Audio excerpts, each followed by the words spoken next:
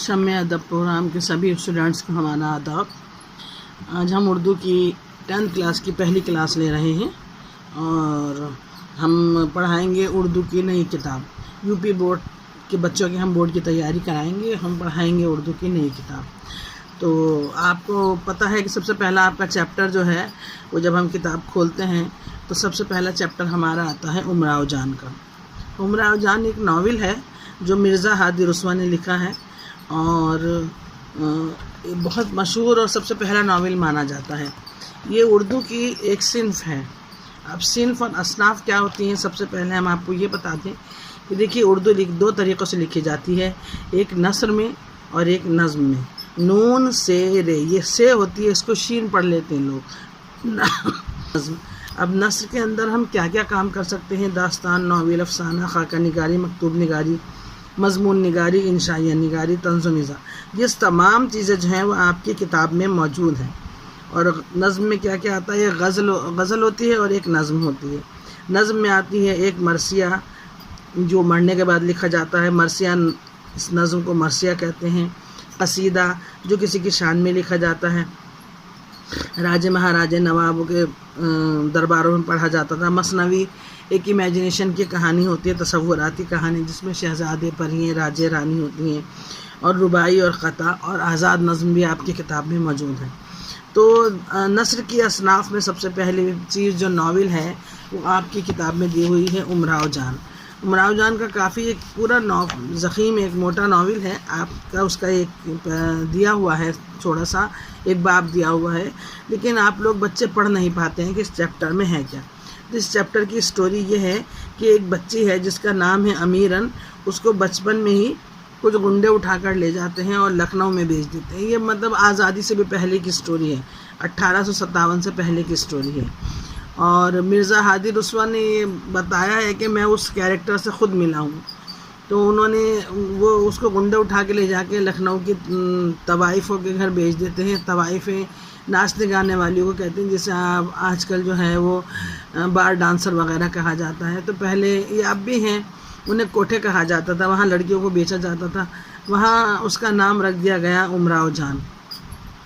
چونکہ وہ بہت خوبصورت، نازک، حسین سی تھی اور ذرا گھرانے کا اور جو لڑکی تھی ان میں مختلف تھی، تو اس کے اوپر بہت توجہ دی، اسے سنگیت کی، موسیقی کی تعلیم دی گئی اور رفتہ رفتہ جو تھی وہ اتنی پختہ طوائف بن گئی کہ اس کے دور دور تک چرچے ہو گئے۔ وہ مجرا کرنے جاتی تھی، جیسے اب میوزیکل نائٹس وغیرہ ہوتے ہیں، اس زمانے میں یہ سب ہوا کرتے تھے بہت زیادہ۔ تو وہ مجرا کرنے جب جایا کرتی تھی ایسے اس سے ہمیشہ کچھ نہ کچھ اپنے بچپن کی یادیں تھوڑی تھوڑی آتی رہتی تھی۔ تو وہ ایک گنڈا جب اسے اٹھا کے لے گیا، کوٹے پر بیچ دیا اس نے، وہاں لڑکیاں تھیں، گانے بجانے کی تعلیم دی جاتی تھی۔ امراؤ جان کو بھی یہ تعلیم دی گئی۔ جب وہ بری طوائف بن گئی تو اسے ڈاکو اٹھا لے گیا اور اس جنگل میں اس کو اس طرح آزاد ہونے کے بعد وہ کانپور اور لکھنؤ کی گلیوں میں بھٹکتی رہی۔ پھر دوبارہ اسے اٹھا کے لے گئے، آخرکار پھر اپنے وطن فیض آباد واپس آئی۔ ناول کے آخری حصے میں امراؤ جان نے یہ بتایا ہے کہ وہ ایک بار مجرا کرنے گئی اور اتفاق سے اپنے گاؤں پہنچ گئی اور وہاں اسے اپنے بچپن کی باتیں یاد آئیں، وہ پیڑ یاد آیا، نل یاد آیا، اپنے بھائی کے ساتھ کھیلتی ہوئی بچپن کی، اور اسے ایسا لگا کہ اس کے گھر والوں نے بھی اسے پہچان لیا ہے۔ لیکن اس کا بھائی عزت کی خاطر اسے مارنے بھی آیا، لیکن وہ مار نہیں سکا، اور وہ ایک جذباتی سا سین ہے بہت۔ وہ اس سے کہتی ہے بھائی سے اپنے کہ تم مجھے پہچان گئے ہو اور میں بہت ترسی ہوں، یہ ہوں۔ اس کی ماں بھی جو ہے وہ اسے بہت بلانا چاہتی ہے، تڑپتی ہے، لیکن ماحول کی وجہ سے، سوسائٹی کی وجہ سے، کیونکہ وہ ایک بدنام طوائف بن چکی ہے، وہ اسے اپنے قریب نہیں بلاؤ جاتی۔ تو یہ گھاؤ امراؤ جان کی، یہ زخم امراؤ جان کے دل پر اتنا گہرا پڑا کہ وہ جو تھی وہ پھر بستر سے لگ گئی اور آخرکار اپنے انجام کو پہنچی۔ اس کے بعد اس کے درمیان میں یہ ہے کہ ہندوستان میں آزادی کے لیے جو وہ ہوتے رہے، انقلابات آتے رہے، لڑائیاں ہوتی رہیں، اس میں یہ طوائفیں بھی لٹتی رہیں، ایک جگہ سے دوسری جگہ جاتی رہیں۔ تو یہ جو امراؤ جان کا آپ کے جو چیپٹر دیا ہوا ہے اس میں صرف اتنی ہی کہانی ہے کہ وہ انگریزوں کے تباہی اور بربادی کا تذکرہ بھی ہے۔ امراؤ جان صرف اپنے بھائی بلکہ وہ واپس پھر اپنی جگہ آ گئی، یعنی ایک بچی جس کا نام بچپن میں امیرن تھا، اسے گنڈے اٹھا کے لے گئے، انہوں نے لکھنؤ میں اسے بھیج دیا، وہاں وہ ایک طوائف بن گئی اور زندگی میں اسے ایک بار موقع ملا، وہ اپنے گاؤں پہنچی، اسے پہچانا، لوگوں نے اسے پہچان لیا، لیکن وہ سوسائٹی اور سماج کی جو پابندیاں ہیں اور جو عزت ہے اس کی وجہ سے اس کے ماں باپ اور گھر والے اس سے نہیں اپنا سکے اور نہ وہ ان کو اپنا سکی، اور وہ وہاں سے زخم لے کے واپس آ گئی۔ اور یہ اس زمانے کی بات ہے جب ہندوستان میں آزادی کے لیے جگہ جگہ جنگیں اور کوششیں اور انقلابات آ رہے تھے۔ تو یہ امراؤ جان ادا جو ہے یہ ناول کے صنف ہے، یہ ناول ہے، یہ صنف جو ہے وہ ناول میں کہی جاتی ہے، اور مرزا ہادی رسوا اس کے رائٹر ہیں، رائٹر یعنی مصنف۔ تو اس کا سب سے امپورٹنٹ پیراگراف یہ ہے کہ فیض آباد میں رہنے سے ہو جاتی ہے۔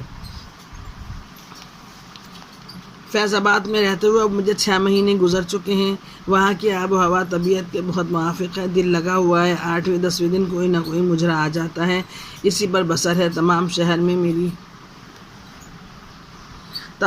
میں میرے گانے کی دھوم ہے، جہاں مجرا ہوتا ہے ہزاروں آدمی ٹوٹ پڑتے ہیں میرے کمرے کے نیچے، لوگ کھڑے ہو کر انتظار کرتے ہیں، میں دل میں خوش ہوتی ہوں، کبھی کبھی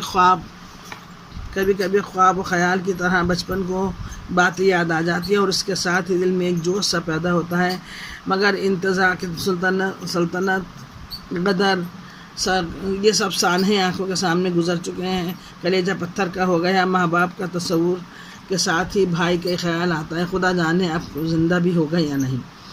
اب اس میں ہم لکھیں گے اس کا حوالہ بہت اچھا سا، یہ عبارت مرزا ہادی رسوا کے ناول امراؤ جان سے لی گئی ہے، اور یہ ہمارے نصاب میں شامل ہے۔ امراؤ جان اردو کا سب سے پہلا ناول بھی مانا جاتا ہے، اور مرزا ہادی رسوا نے بہت بہترین انداز میں یہ ناول لکھا ہے، اور مرزا ہادی رسوا نے یہ کہا ہے کہ میں زندگی میں امراؤ جان سے ملا ہوں۔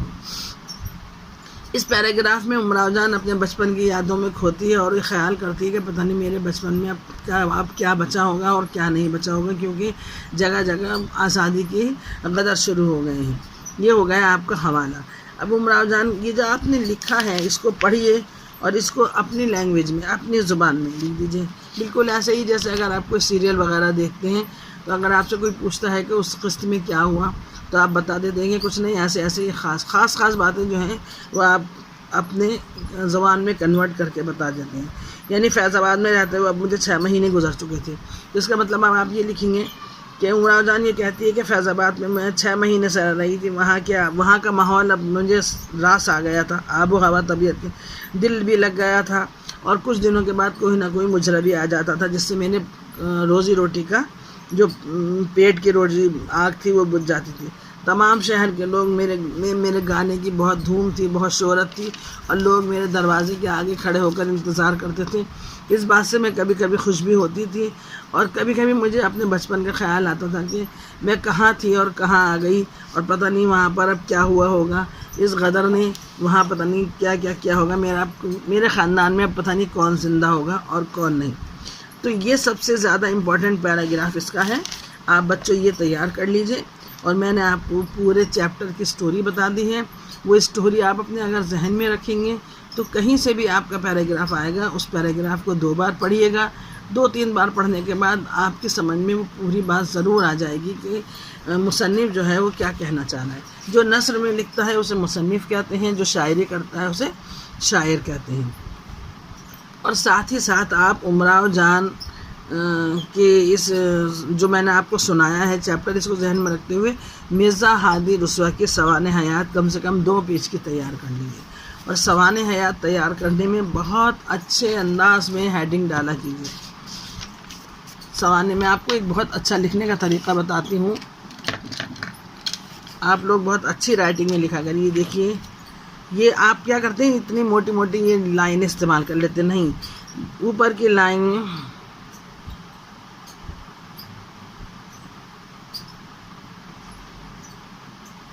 سوانح حیات مرزا ہادی رسوا، یہ جو نشان لگاتے ہیں ہم اس کو کہتے ہیں بت۔ اس کا مطلب یہ ہوتا ہے کہ یہ جس نام کے اوپر نشان لگا ہوا ہے یہ شاعر نے یا مصنف نے اپنے جو اس کی پہچان ہے اس میں یہ نام استعمال کیا ہے، یہ رسوا، اس کو کہتے ہیں بت۔ اب آپ یہاں سے جو بھی سوانحیات لکھیں گے مرزا ہادی رسوا کی، اس میں جو بھی امپورٹنٹ باتیں ہیں ان کو تھوڑا ہائی لائٹ کیجیے دوسرے پین سے، کہ وہ کہاں پیدا ہوئے، کون سے سن میں پیدا ہوئے. اس کے بعد پھر چلیے نارمل پین سے پھر ان کے بچپن کی اگر کوئی بات ہے یا کالج کا نام ہے یا کوئی اور ایسی چیز ہے اس کو تھوڑا ہائی لائٹ کر دیجیے، موٹے پین سے لکھ دیجیے، بہت اچھے خوبصورت کلر پین سے لکھ دیجیے. اس کے بعد ان کی پوری جسے جیونی کہتے ہیں سوانحیات، یعنی وہ کب سے پیدا ہوئے اور کیا کیا انہوں نے کیا اور کب ختم ہوئے. اور اس کے بعد ان کا آپ تصانیف لکھیے، ہیڈنگ ڈالیے یا بغیر ہیڈنگ کے لکھ لیجیے کہ انہوں نے کیا کیا کام کیے ہیں. اور جو سب سے زیادہ مشہور ان کی جیسے مرزا ہادی رسوا ہے تو 4-5 لائنیں، امراؤ جان ناول ہے تو 4-5 لائنیں امراؤ جان کے اوپر لکھ کر اور اس کو اینڈ کر دیجیے. اگر آپ کو کوئی بہت اچھا شعر ایسا یاد ہے کہ جو کسی کے شان میں لکھا جاتا ہے، اعزاز میں لکھا جا سکتا ہے تو آپ کسی بھی سوانحیات میں لکھ سکتے ہیں. اور اگر یاد نہیں ہے تو کوئی بات نہیں ہے. تو آج آپ کا پورا ایک چیپٹر ہم نے تیار کرایا امراؤ جان ادا مرزا ہادی رسوا کا، اور آئی ہوپ آپ اچھے سے تیار کر لیں گے. اور پھر یہ ناول کے صنف ہیں، آگے جا کے آپ کے جو کورس میں ہیں اس میں آپ کو نوٹس بھی بنانا پڑیں گے.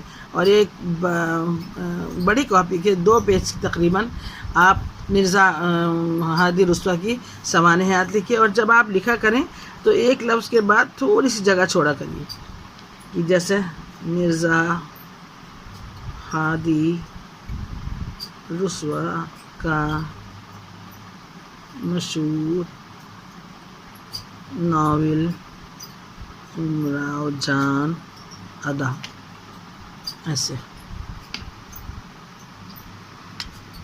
تھوڑی جگہ چھوڑ کے لکھا کریے. ٹھیک ہے، تو اگلی کلاس میں پھر آپ سے ملیں گے. تب تک کے لیے شمع ادب کے اسٹوڈنٹس کو اللہ حافظ.